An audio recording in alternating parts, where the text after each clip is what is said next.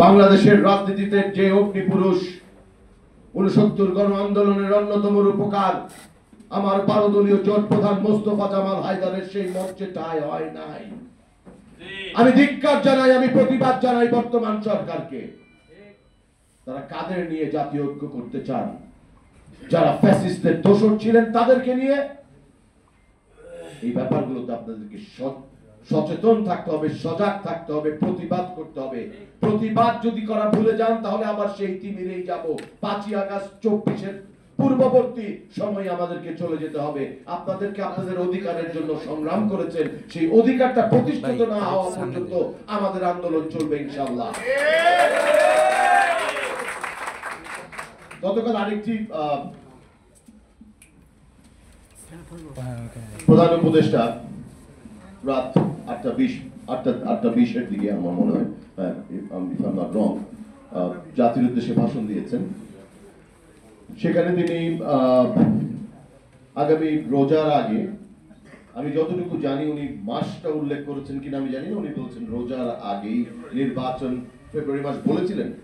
আচ্ছা, তাহলে রোজার আগে ফেব্রুয়ারি মাস, ফেব্রুয়ারি মাসে নির্বাচন করার জন্য নির্বাচন কমিশনকে উনি চিঠি পাঠাবেন সরকারের তরফ থেকে।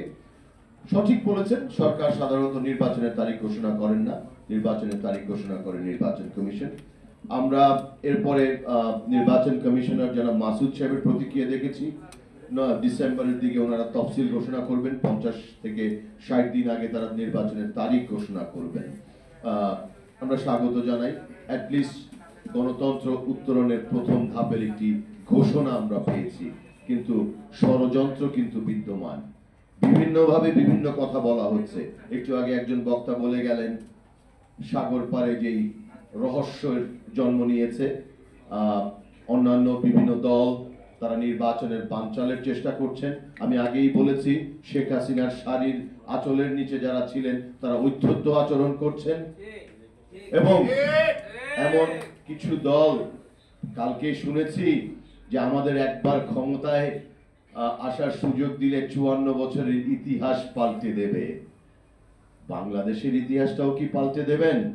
প্রশ্ন রাখতে চাই। তাদের ব্যাপারে আপনাদেরকে সজাগ থাকতে হবে, তাদেরকে প্রতিরোধ করতে হবে সুযোগ যখন আসবে আমাদের সামনে। কিন্তু এই ফ্যাসিবাদ বিরোধী ঐক্যটাকে বিনষ্ট করা যাবে না। আমাদেরকে ইস্পাত কঠিন ঐক্য গড়ে তুলতে হবে, ঐক্যটা ধরে রাখতে হবে। আগামী নির্বাচনের প্রস্তুতি এখন থেকেই সবাইকে নিতে হবে। প্রতিটি পাড়ায় পাড়ায় মহল্লায় ভোট কেন্দ্রে আপনাদেরকে প্রতিরোধ করে তুলতে হবে, কারণ শেখ হাসিনার দোসররা নির্বাচন বানচালের চেষ্টা করেই যাবেন। কিন্তু শেখ হাসিনা পালিয়ে গেছে, যেই নৌকা ডুবে গেছে সেই নৌকা আর বাংলাদেশে ভাসতে দেওয়া যাবে না ইনশাআল্লাহ। আমি আমার বক্তব্য দীর্ঘায়িত করব না। বক্তব্যের শেষে আবারও ইউনাইটেড লিবারেল পার্টির আত্মপ্রকাশ এবং তারা যেন আগামীতে